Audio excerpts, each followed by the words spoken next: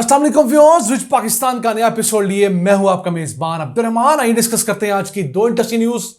दुनिया में इलेक्ट्रिक गाड़ियां बनाने वाली सबसे बड़ी कंपनी BYD पाकिस्तान आई है और इसका बाज़ाब्ता ऐलान पाकिस्तान स्टॉक एक्सचेंज के जरिए कर दिया गया है। पाकिस्तान के अंदर इलेक्ट्रिक गाड़ियां बनाने की सनत में एक बड़ी डेवलपमेंट है और इसने जिस कंपनी के साथ पाकिस्तान में कोलैबोरेट किया है वो पाकिस्तान के अंदर प्राइवेट बिजली घर लगाने वाली पहली कंपनी है हबको, जो 1292 मेगावाट का पहला IPP पाकिस्तान लाई थी। वो अपना बिजनेस चेंज करना चाहती है क्योंकि 2027 में उनका बिजली घर पाकिस्तान के सिस्टम से निकल जाएगा अपने 30 साल मुआहदे के बाद। तो उन्हें एक नया कारोबार चाहिए, वो इलेक्ट्रिक गाड़ियों के फील्ड में आ रही है। आज आपको बताएंगे किस तरह पाकिस्तान $1 ट्रिलियन की इस इलेक्ट्रिक गाड़ियों की इंडस्ट्री में मुकाम हासिल कर सकता है।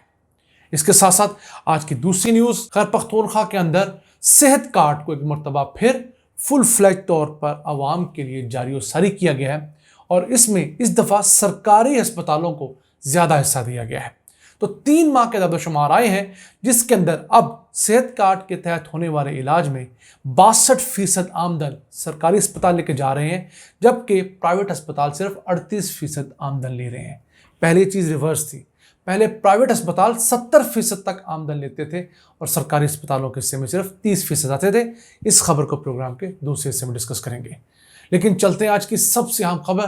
दुनिया में इलेक्ट्रिक गाड़ियां बनाने वाली सबसे बड़ी कंपनी BYD पाकिस्तान आई है और इसका बाज़ाब्ता ऐलान पाकिस्तान स्टॉक एक्सचेंज के जरिए कर दिया गया है।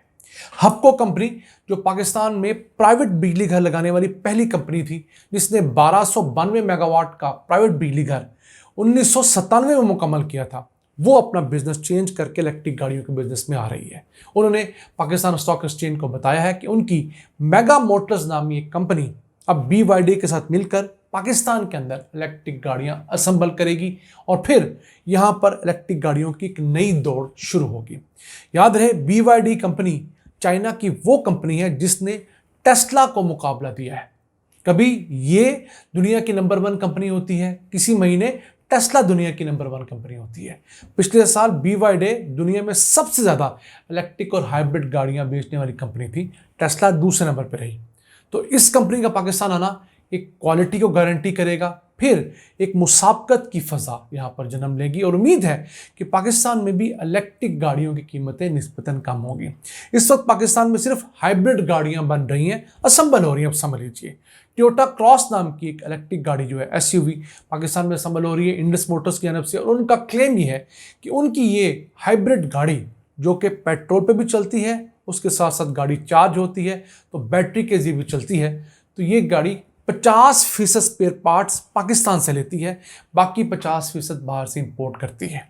अगर इनकी बात को मान लिया जाए तो फिर भी निस्बतन एक बेहतर हालात है, लेकिन देखना यह है कि वैल्यू वाइज इस गाड़ी में कितने % पाकिस्तानी पार्ट्स इस्तेमाल होते हैं। ये ना हो कि सस्ते पार्ट्स तो ये पाकिस्तान से ले लें जिनकी मालियत कम होती है, लेकिन महंगे स्पेयर पार्ट्स 4 या 5 ही मंगवाएं तो उनकी कीमत कहीं ज़्यादा होती है। मसलन अब जो बैटरी पैक है इन गाड़ियों में लगता है, इसकी कीमत पूरी गाड़ी का 30 से 35% होती है। तो पाकिस्तान से लिए हुए सारे स्पेयर पार्ट्स एक तरफ और इंपोर्टेड बैटरी पैक एक तरफ। पाकिस्तान इस वक्त बैटरी पैक तो नहीं बना रहा, लेकिन फिर भी हमें देखना ये चाहिए कि ये पाकिस्तान के अंदर मैक्सिमम चीज़ें बनाएं। वैसे पाकिस्तान की अपनी बनाई हुई 2 फुल इलेक्ट्रिक गाड़ियों के ऊपर काम जारी और सारी है। एक तो प्रोटोटाइप मॉडल बन चुका है नूर-ई नाम की, एक छोटी गाड़ी सुजुकी स्विफ्ट की लेवल की गाड़ी 2012 के अंदर जो है लॉन्च की गई थी प्रोटोटाइप के तौर पे। फिर उसी कंपनी ने अल जज़ीरा ने अब एक SUV गाड़ी बनाना शुरू की है, फुल इलेक्ट्रिक होगी। उसका भी एक प्रोटोटाइप बन चुका है, अभी वो लोग उसको लॉन्च नहीं कर रहे, उसकी टेस्टिंग चल रही है। तो उम्मीद करते हैं कि वो गाड़ी भी पाकिस्तान के अंदर लॉन्च होगी। उसके ऊपर हम डिटेल्ड वीडियो कर चुके हैं, आप स्क्रीन पर उसका थंबनेल देख सकते हैं। और अगर आप इस लिंक पे क्लिक करेंगे तो हमारी वीडियो जान सकते हैं कि उस गाड़ी को बनाने वाले इंजीनियर्स पाकिस्तान के बारे में क्या सोचते हैं और पाकिस्तान से किस तरह इलेक्ट्रिक गाड़ियाँ बनाकर अफ्रीकन कंट्रीज़ को और दुनिया के 70 ममालिक को बेचने का प्लान बनाए हुए हैं। हम दुआगो हैं कि पाकिस्तान भी इस फील्ड में आगे जाए, क्योंकि इस वक्त इलेक्ट्रिक गाड़ियां बनाने की जो सनत है वो $400 बिलियन की है, लेकिन अगले 6 सालों में ये $1 ट्रिलियन को क्रॉस कर जाएगी। हम लोगों ने पिछले 100 साल के दौरान जो रेवोल्यूशन आया, जिसमें मोटर गैसोलीन यानी पेट्रोल पे चलने वाली गाड़ियां थी, वो रेवोल्यूशन हम लोगों ने मिस कर दिया। लेकिन अब हमें मिस नहीं करना चाहिए। इलेक्ट्रिक गाड़ियां फ्यूचर है। ऐसे अरब ममालिक जहां पर तेल के ज़खायर बेइंतहा है, वो भी इलेक्ट्रिक पे शिफ्ट हो रहे हैं। तो हमें भी इलेक्ट्रिक की फील्ड में आना चाहिए। हमारे इंजीनियर्स, हमारे टेक्नीशियंस और हमारा स्टाफ दुनिया में किसी से कम नहीं है। आइए चलते हैं आज की दूसरी अहम खबर की तरफ। पीटीआई ने खैर पख्तूनख्वा में दोबारा इक़्तिदार में आने के बाद 12 मार्च को सेहत कार्ड का इजरा किया और उसके बाद फिगर ये आए हैं कि 3 माह के अंदर 2,37,430 मरीजों ने सेहत कार्ड पर अपना इलाज कराया है। खुशी की बात यह है कि अब सेहत कार्ड से ज़्यादा आमदन सरकारी अस्पतालों को जा रही है।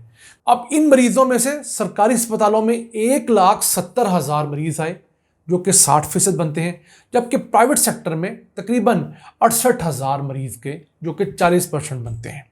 इसी तरह अगर पैसों की बात करें तो इन मरीजों पर जो टोटल लागत आई वो थी 6 अरब 18 करोड़ रुपए।